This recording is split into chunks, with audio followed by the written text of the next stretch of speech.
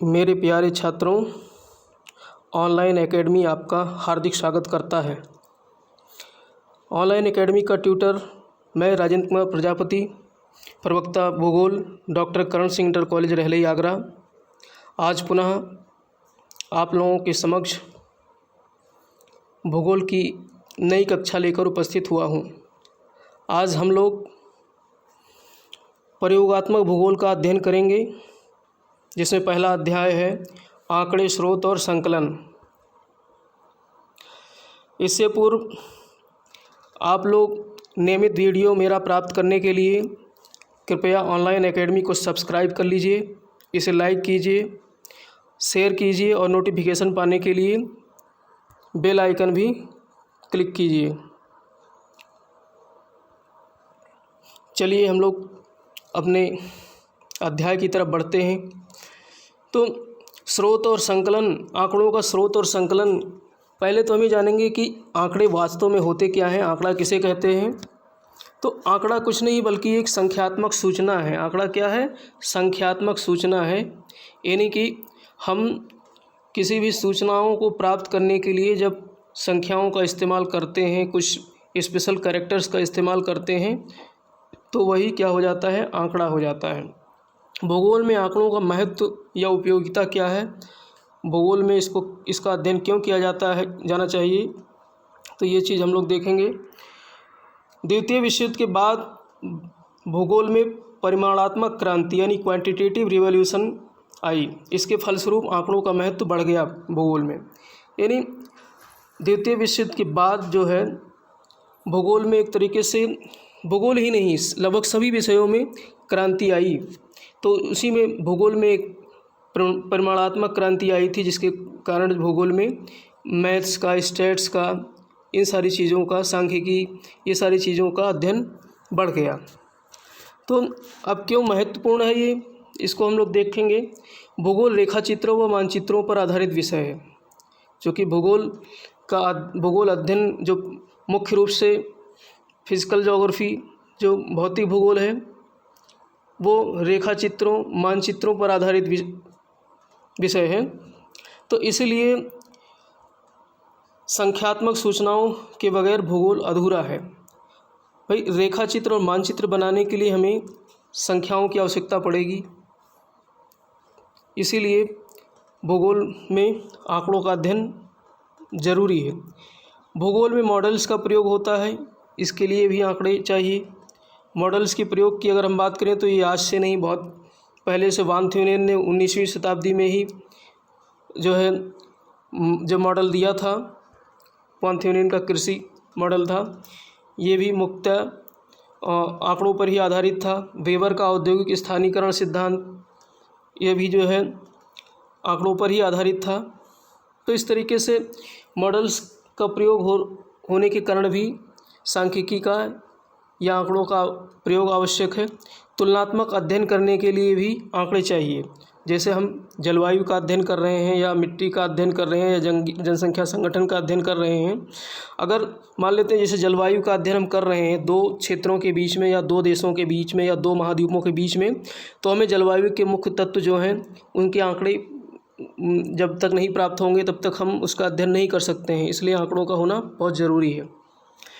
आगे हम बात करेंगे आंकड़ों का एकत्रीकरण कैसे करते हैं, आंकड़े कैसे प्राप्त किए जाते हैं।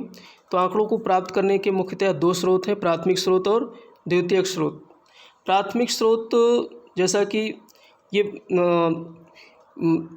प्राइमरी सोर्स होता है, जो व्यक्ति, संस्था या शोधकर्ता स्वयं जो है फील्ड में जा कर के आंकड़े एकत्रित करता है।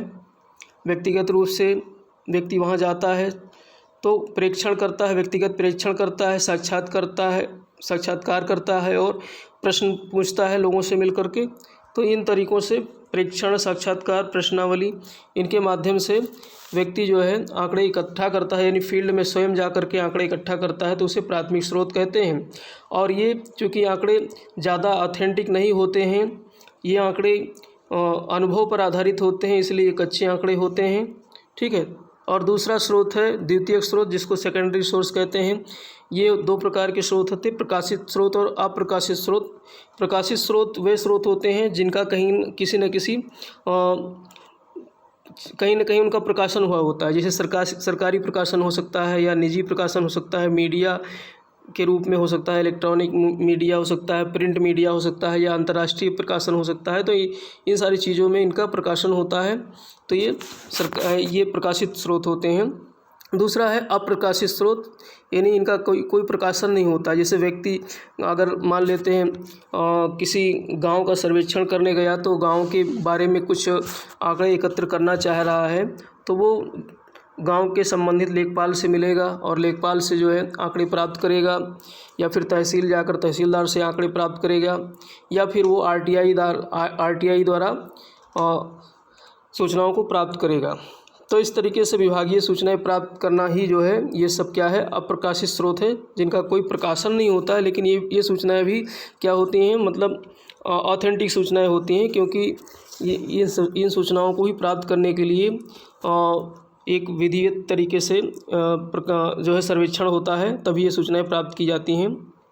अगला हम बात करेंगे प्रतिचयन तकनीक। अब सूचनाओं को प्राप्त करने की एक तकनीक है जिसको कहते हैं सैम्पलिंग टेक्निक। सैम्पलिंग, प्रतिचयन, यानी ये एक टेक्निक है जिसके माध्यम से सूचनाओं को प्राप्त किया जाता है। तो ये संख्याओं की भीड़ भाड़ में नमूना सर्वेक्षण करके, यानी संख्याओं की भीड़ भाड़ का मतलब होता है बहुत सारी संख्याएं हैं और उनमें से हमको जो है नमूना सर्वेक्षण के माध्यम से उनमें से कुछ चीज़ें, कुछ सैंपल निकाल लेना ही कहलाता है प्रतिचयन तकनीक। तो जैसे उदाहरण स्वरूप हम जैसे मान लेते हैं एक दुकान पर गए चावल ख़रीदने, और दुकानदार चूँकि हमको चावल चाहिए 10 किलो, और दुकानदार से बोलते हैं बढ़िया क्वालिटी का चावल दिखाओ। तो अब वो ऐसा नहीं करेगा कि 10 किलो चावल लेने गए तो हमारे पास 4-5 जो है बोरी या कट्टी जो है ला करके रख देगा और कहेगा इसमें से कौन सा लेना है। वो थोड़ा थोड़ा ला करके 10-10 ग्राम, 20-20 ग्राम, 100-100 ग्राम ला करके दिखाएगा। तो ये कहलाता है नमूना सर्वेक्षण, सैम्पलिंग सर्वे, प्रतिचयन। और ये मुख्यतः यादृच्छिक होता है, रैंडमली होता है। ऐसा नहीं कि जो है एक जगह से निकाला जाता है, कहीं से भी निकाल लिया जाता है। तो ये रैंडमली सिलेक्शन होता है, यादृच्छिक सिलेक्शन होता है इसमें से। तो ये इसके 3 तरीके हैं मुख्य रूप से, लॉटरी या पर्ची विधि है, ढोल घुमा करके या चक्र प्लेट घुमा करके। तो इन 3 विधियों के माध्यम से यादृच्छिक या फिर रैंडम सिलेक्शन किया जाता है। पर्ची या लॉटरी विधि ये जो है पुरानी प्रचलित विधि है। इसमें क्या किया जाता है कि कुछ पर्चियाँ डाल दी जाती हैं और उन पर्चियों में जो है उन पर्चियों को हिला करके फिर उनमें से कुछ रैंडमली सेलेक्ट कर ली जाती हैं। तो ये विधि पर्ची विधि है। और ढोल घुमा करके ये एक इलेक्ट्रॉनिक जो है ड्रम होता है, इलेक्ट्रॉनिक ढोल होता है। तो इसमें भी कुछ नंबर लिख दिए जाते हैं और फिर उसको रैंडमली सेलेक्ट कर लिया जाता है। इसी प्रकार से चक्र प्लेट है, चक्र प्लेट घुमा करके, चक्र या प्लेट घुमा करके ये मुख्य रूप से जो है आप देखे होंगे कुछ इस तरीके से होता है। जैसे कि कैसीनो वगैरह में आपने अगर वैसे नहीं देखा होगा तो फिल्म वगैरह में देखा होगा कि कैसीनो में एक चक्र होता है, उसमें एक सुई लगी होती है और कुछ नंबरिंग होते हैं। फिर उसको बहुत तेज़ी से घुमाया जाता है, फिर घूमते घूमते वो सुई जो है वो चक्र जिस रुकता है तो जिस संख्या पे वो सुई पहुँच जाती है उसी नंबर को मान लिया जाता है। तो ये उसी प्रकार से कुछ होता है। तो इस तरीके से ये प्रतिचयन या सैम्पलिंग टेक्निक के माध्यम से जो है ये आंकड़े इकट्ठा किए जाते हैं। अब हम बात करेंगे आंकड़ों का प्रस्तुतिकरण। अब आंकड़े हमें प्राप्त हो गए तो उनको प्रस्तुत कैसे करना है, उनकी जो है प्रेजेंटेशन कैसे होना है आंकड़ों का। तो इसके कई रूप हैं। मुख्य रूप से हम 3 प्रकार से देखते हैं आंकड़ों का। निरपेक्ष आंकड़ों के रूप में ये मूल रूप से आंकड़े मूल रूप में होते हैं, जैसे कि राज्यों की जनसंख्या। अब यहाँ पर हम देखें राज्यों के तीन राज्यों की जनसंख्या दी गई हैं, उत्तर प्रदेश, महाराष्ट्र और बिहार, जिसमें संख्या के रूप में टोटल पॉपुलेशन दिखाया गया है। तो ये क्या हो गया, निरपेक्ष आंकड़ों के रूप में, ये निरपेक्ष आंकड़ों हो गया। दूसरा हो गया प्रतिशत या अनुपात। अब इन्हीं आंकड़ों को हम जब प्रतिशत के रूप में, ये इस तरीके से जब हम प्रतिशत के रूप में दर्शाते हैं तो ये कहलाता है हमारा अनुपात या प्रतिशत जो है विधि। और नेक्स्ट है जो है तीसरा है सूचकांक रूप में। जब परिवर्तनशील चर वाले आंकड़े जो होते हैं जिन आंकड़ों के चरों में परिवर्तन होता है तो उन आंकड़ों को प्रस्तुत करने के लिए जो है सूचकांक विधि का प्रयोग करते हैं। जैसे कि शेयर बाजार का सूचकांक जो है प्रति क्षण प्रति सेकंड जो है वो बदलता रहता है, तो वहाँ पर सूचकांक विधि का प्रयोग किया जाता है। तो इस तरीके से ये हमने आंकड़ों को प्रस्तुत करने के 3 प्रकार देखे। अब आगे हम चर्चा करेंगे आंकड़ों को वर्गीकरण कैसे करते हैं। भाई आंकड़े तो हमको ऐसे रफली प्राप्त हो गए, लेकिन उनको हम क्लासीफाई भी तो करेंगे। तो क्लासीफाई करने के कई तरीके हैं। इनमें से तो इनको क्यों किया जाता है, आसानी से आंकड़े समझ में आ सकें, इसलिए इन्हें श्रेणीबद्ध करना आवश्यक है। आंकड़ों को भाई रैंडमली जैसे मान लेते हैं इस तरीके से आंकड़े कहीं दे दिए गए बिल्कुल ही रफ टाइप के, तो अब उन आंकड़ों का हमें क्या महत्व है। नंबरिंग कहीं दे दिया गया 10, 20, 50, 60, 70 और कहा गया कि ये जो है फलाने क्लास के बच्चों का प्राप्तांक है, तो अब ये केवल इस तरीके से रफली आइडिया देने से हम आंकड़ों के बारे में नहीं समझ सकते हैं आंकड़ा क्या कहता है। तो उसको हम क्लासीफाई करते हैं, वर्गीकृत करते हैं। जब वो बहुत ही सटीक तरीके से उसका वर्गीकरण हो जाता है, तभी हम उस आंकड़े के आधार पर उसको अध्ययन करके हम विश्लेषण कर सकते हैं कि आंकड़ा क्या कह रहा है। तो इसके लिए वर्ग अंतराल विधि सबसे पहले बनाई जाती है। फिर उसमें जो है फ्रीक्वेंसी, फिर क्यूमुलेटिव फ्रीक्वेंसी या संचयी आवृत्ति, फिर आवर्ती बहुभुज का निर्माण करके ओजाई द्वारा। तो इस तरीके से ये आंकड़ों को वर्गीकृत करने के कुछ तरीके हैं। इसके माध्यम से हम आंकड़ों का अध्ययन कर सकते हैं, उसको समझ सकते हैं कि आंकड़ा क्या कहना चाह रहा है। तो एक एक विधि को हम जो है इसमें वर्ग अंतराल विधि के 2 तरीके हैं, अपवर्ती विधि, समावेशी विधि। अब मान लेते हैं कोई आंकड़ा दे दिया गया इस तरीके से, जैसे 2 से लेकर के और 20 तक, 2 से लेकर के 20 तक की संख्याओं का आंकड़ा दे दिया गया। तो अब इसमें कहा गया कि अपवर्ती विधि से जो है इन आंकड़ों को वर्ग अंतराल में बांटिए। अब बीच में हम ये देख लेंगे कि कितना गैप है मैक्सिमम, तो गैप के आधार पे फिर हम उसको जो है कुछ इस तरीके से 0 से लेकर के 5, फिर 5 से लेके 10, 10 से लेके 15, 15 से लेकर 20, इस तरीके से हम जो अंतराल बनाते हैं तो उसको कहते हैं अपवर्ती विधि। दूसरा है समावेशी विधि। समावेशी विधि में जो है इसमें हम जो लास्ट वाली संख्या होती है कुछ इस तरीके से, जैसे इस तरीके से हम बनाते हैं, जैसे 2 से लेकर के और 20 तक के आंकड़े दे दिए गए। अब इसके बीच में हमको अपवर्ती समावेशी विधि से अगर बनाना है इसका वर्ग अंतराल, तो इसको इस तरीके से बना सकते हैं, 0 से लेकर के 4, फिर 5 से लेकर के 9, यानी कि जो पहले वर्ग अंतराल में जो आखिरी यानी जो लास्ट लिमिट वाली सीमा है उससे एक बढ़ करके जो स्टार्टिंग लिमिट वाली जो प्रारंभिक सीमा है वो होनी चाहिए। फिर इस तरीके से ये बढ़ते हुए ये 10 हो जाएगा, 10 से 14, फिर 15 से 19। तो इस तरीके से ये कहलाता है समावेशी विधि। अब हम एक एक करके इसका जो है अध्ययन करेंगे। एक सेकंड, कहाँ चला गया वर्ग अंतराल वाला बहुभुज।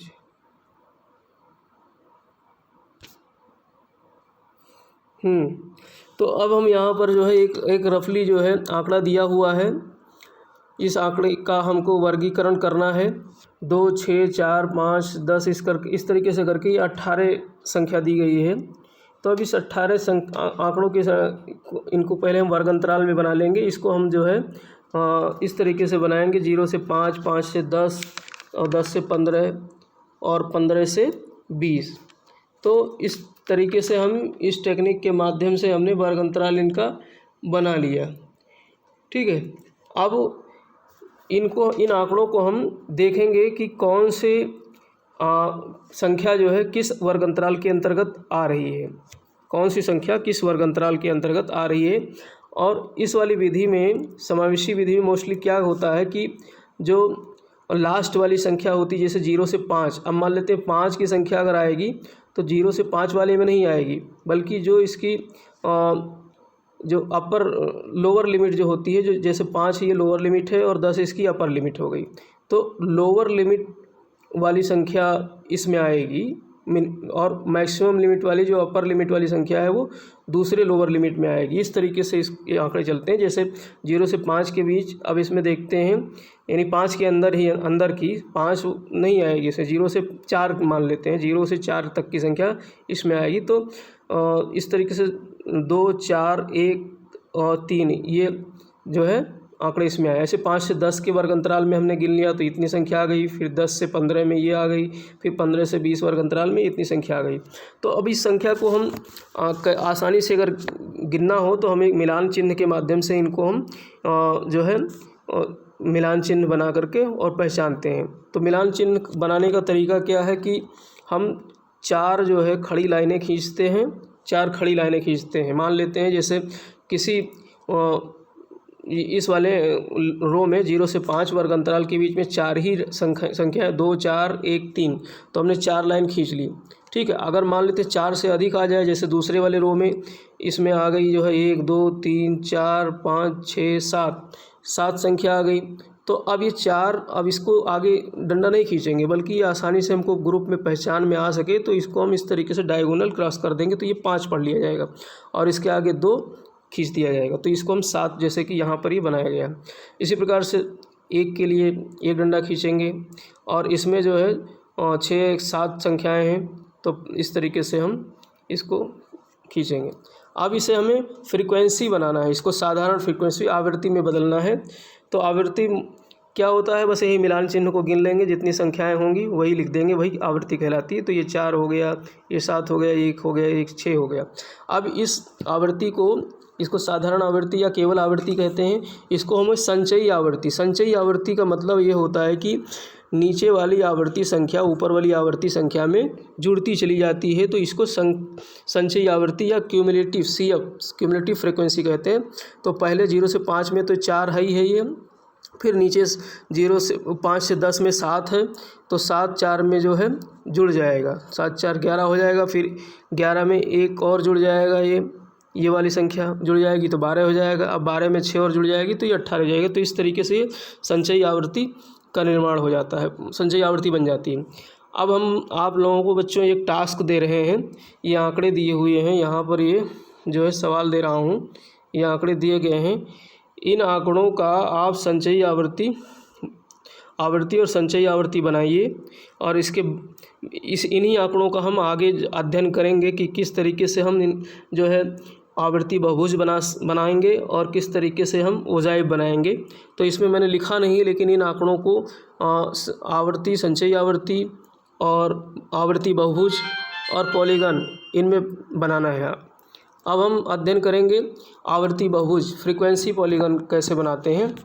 तो इसका नाम ही है आवृत्ति बहुभुज। हमने आवृत्ति बनाना सीख लिया पीछे, आवृत्ति कैसे निकालते हैं। अब इस आवृत्ति को जो है बहुभुज के माध्यम से यानी पॉलीगॉन के माध्यम से कैसे ग्राफ पेपर पर, ये मोस्टली ग्राफ पेपर पे दर्शाया जाता है।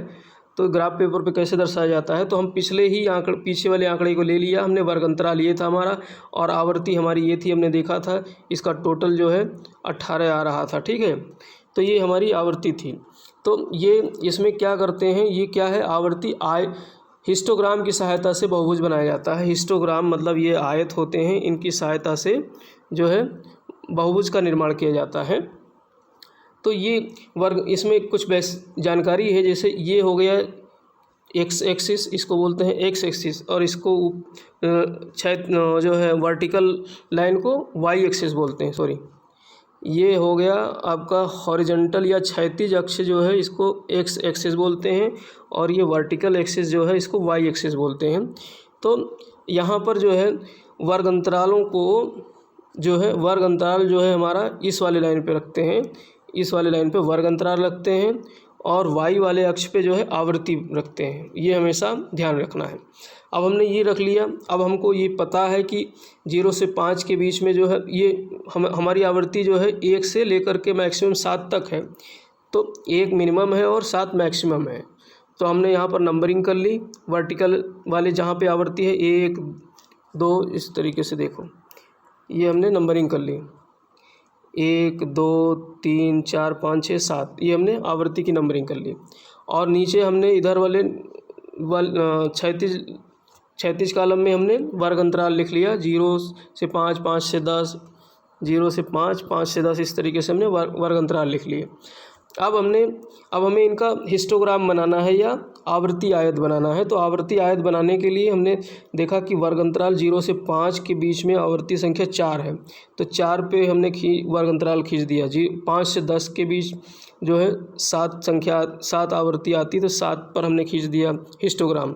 फिर 10 से 5 में 1 आती संख्या, इस पर हमने हिस्टोग्राम बना दिया। फिर 15 से 6 में जो है वो 15 से 20 में 6 की संख्या आती है आवर्ती की। तो इस तरीके से हमने हिस्टोग्राम बना लिया। अब इस हिस्टोग्राम से हमें बनाना है बहुभुज या पॉलीगॉन बनाना है। तो हिस्टोग्राम के मध्य वाले बिंदु को हम जो है इस तरीके से पॉइंट कर लेते हैं, मध्य बिंदु जो बीच वाले बिंदु है। फिर इन बीच वाले बिंदुओं को हम एक लाइन से, एक रेखा से मिला देते हैं इस तरीके से। तो जो ये रेखा प्राप्त हुई, यही रेखा हमारी क्या कहलाती है? पॉलीगॉन या बहुभुज। ठीक है, तो ये अगर नहीं समझ में आए तो वीडियो को बैक करके बार बार देखिए, बहुत आसान है, समझ में आ जाएगा। अब हम आगे बात करेंगे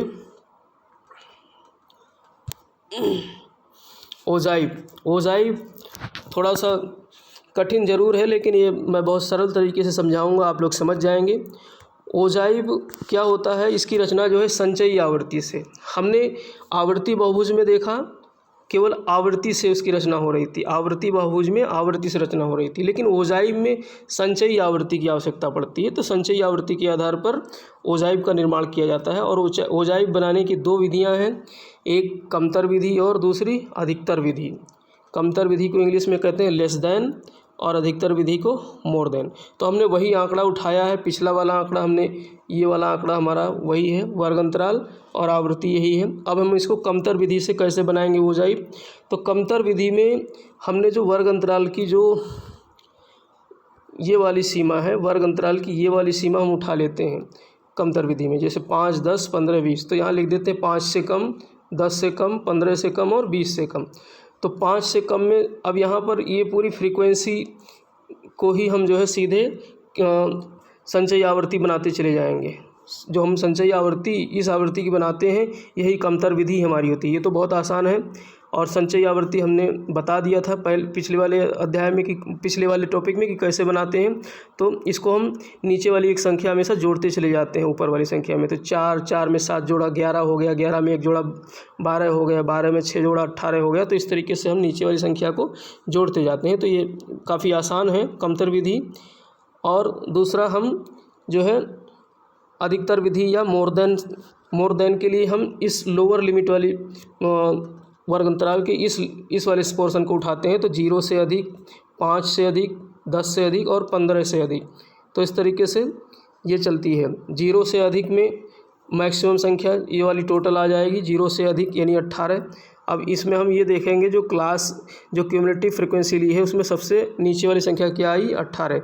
तो यही 0 से अधिक वाली संख्या हो जाएगी। अब इसमें से हम घटाते चलेंगे, इसमें से हम जो निचली संख्या है वो घटाते चलेंगे। यहाँ पर इसी चीज़ का हमें ध्यान रखना है, ये इस आवृत्ति का ध्यान रखना है। इस आवृत्ति को ध्यान में रखते हुए इस 18 में से हमने 4 घटाया, ये वाले 4 संख्या हमने घटाई तो नीचे 14 आ गई। फिर 14 में से हमने 7 घटाया तो यहाँ 7 आ गया। फिर 7 में से हमने 1 घटाया तो यहाँ 6 आ गया। तो इस तरीके से ये संख्या हमारी जो है प्राप्त हो जाती है अधिकतर विधि के लिए। अब हमको ये मिलान करना है कि इसको ये हमारा सही आया कि नहीं सही आया। तो इसको मिलान करने के लिए हम ये देखेंगे कि जो आवृत्ति में जो सबसे नीचे वाली संख्या है वो अधिकतर विधि में सबसे नीचे वाली संख्या क्या बराबर आई कि नहीं आई। जैसे यहाँ पर 6 संख्या आई और यहाँ पर भी 6 आई, तो यानी कि ये हमारी अधिकतर विधि जो है निकल आई। अब हम कमतर विधि को चेक करेंगे। कमतर विधि में आवृत्ति में जो सबसे ऊपर वाली संख्या 4 थी और कमतर विधि में भी सबसे ऊपर वाली संख्या 4 है, ये आई कि नहीं आई? तो ये आ गई, तो इसलिए ये हमारी संख्या बराबर हो गई। अब इसको हम ओजाइव बनाएंगे। ये तो हमने निकाल लिया गणितीय कैलकुलेशन। अब इसको ओजाइव के माध्यम से कैसे दर्शाएंगे? तो पहले हम जो है कमतर विधि के द्वारा हम दिखाते हैं। कमतर विधि जो लाल वाली लाइन है ये कमतर विधि है। तो इसमें सीधे सीधे हम पहले जो है इस तरीके से x अक्ष और y अक्ष खींच लेंगे और इस पर हम जो है इधर संचयी आवर्ती लिख देंगे और ये वर्ग अंतराल है। अब संचयी आवर्ती हमें देखना है मिनिमम और मैक्सिमम संख्या। तो मिनिमम संख्या हमारी कितनी है, 4 है। कहाँ थी मिनिमम संख्या, 4 नहीं 1 है, सॉरी।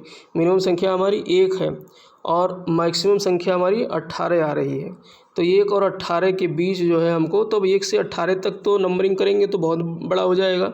तो इसलिए हम एक कोई विशेष जो है अंतराल बना लेते हैं। तो जैसे हमने बना लिया 4 का अंतर बना लिया, तो इस तरीके से हमने 4, 8, 12, 16 और 20। अब ये सारी संख्याएं जो है 0 से 4 के बीच में जितनी भी होंगी वो सब आ जाएंगी। फिर ये 20 तक, 18 लास्ट है तो ये इसके अंदर संख्या आ जाएगी। और वर्ग अंतराल में हम जो है ये वाली संख्या नोट करके लिख लेते हैं, जो इधर वाली जो अपर लिमिट वाली संख्या है 5, 10, 15 और 20। 5, 10, 15 ऐसे लिख सकते हैं, या फिर आप जो है वर्ग अंतराल को भी 0 से 5, 5 से 10 ऐसे करके लिख सकते हैं। ठीक है, अब हम कमतर विधि के माध्यम से, ये वाली हमारी कमतर विधि का बॉक्स है, बस कहीं नहीं जाना है, इसी बॉक्स पे हमें डटे रहना है। अब हमें देखना है कि हमारी 5 यानी पहले वर्ग अंतराल में संख्या कितनी आती है, 4 आ रही है। तो हमने 4 पे पॉइंट लगा दिया। फिर हमने देखा कि 5 से 10 यानी 10 वाले वर्ग अंतराल में संख्या कितनी आ रही, 11। तो 11 पे हमने पॉइंट लगा दिया, यहाँ पर 11 पे। फिर 10 से 15 वाले यानी कि 15 वाले वर्ग अंतराल पे हमारी संख्या 12 आ रही, तो 12 पे हमने पॉइंट लगा दिया। फिर इसके बाद में 20 वाली वर्ग अंतराल पे संख्या हमारी 18 आ रही, तो हमने 18 पे लगा दिया। तो इन रेखाओं को हमने इस तरीके से मिला दिया, तो ये हमें कमतर विधि से जो है हमारी वोज़ाइफ बन गई। ठीक है, और ये तो हमने मान लो जगह कम थी इसलिए हमने दोनों को कंबाइन कर दिया, नहीं तो ये हमारी एक विधि ये बन गई, एक विधि ये हमारी बन गई। अब हम दूसरी विधि अधिकतर विधि को देखेंगे। अधिकतर विधि के लिए हमारा आंकड़ा ये रहा। इस आंकड़े के आधार पर हमें इसका निर्माण करना है। तो यहाँ पर हम देखेंगे 0 से अधिक यानी ये 0 है ना, 0 से अधिक पे कितना आ रहा है, 18। तो इस लाइन पे 18 आ रहा है, यहाँ पर हम 18 पे पॉइंट लगा देंगे। फिर 5 से अधिक 14, तो 5 वाले पे हम 14 यहाँ आ रहा है, यहाँ लगा देंगे लाइन। और फिर 10 से अधिक में 7 पे आ रहा है, तो 7 यहाँ आ रहा होगा, यहाँ पे लगा देंगे 7 पे। फिर 15 से अधिक में 6, तो 6 यहाँ आ रहा है। तो इस तरीके से इसको हम ऐसे मिला देंगे, तो ये हमको क्या मिल जाएगी, ये हमें जो है इनको मिलाने के बाद में ये हमको मिल जाएगी अधिकतर विधि से वोज़ाइफ। अब अगर हम इन अलग अलग बनाएंगे तब तो ये ऐसे आएगी, लेकिन अगर दोनों कंबाइन कर देंगे तो ये इस तरीके से मिल जाएगी। तो ये रहा जो है हमारा वोज़ाइफ बनाने का सबसे आसान सरल तरीका। आप इसको नहीं समझ में आए बार बार समझिए, नहीं तो आप कमेंट बॉक्स में और पूछ सकते हैं, मैं दोबारा समझा दूँगा। इसी के साथ बच्चों ये हमारा चैप्टर समाप्त होता है। तो ज़्यादा से ज़्यादा आप लोग इस वीडियो को देखिए, लोगों तक इसको शेयर कीजिए जिससे लोग भी लाभ उठा सकें, और सब्सक्राइब तो कर ही लीजिए जिससे कि मुझे भी कुछ फ़ायदा हो, मेरा भी उत्साहवर्धन हो। और बेल की घंटी भी जो है प्रेस कर दीजिए जिससे कि नया वीडियो मेरा आते ही आपको नोटिफिकेशन मिल जाए। लाइक तो कर ही दीजिए अगर अच्छा लग रहा हो। तो इसी के साथ बच्चों आज धन्यवाद।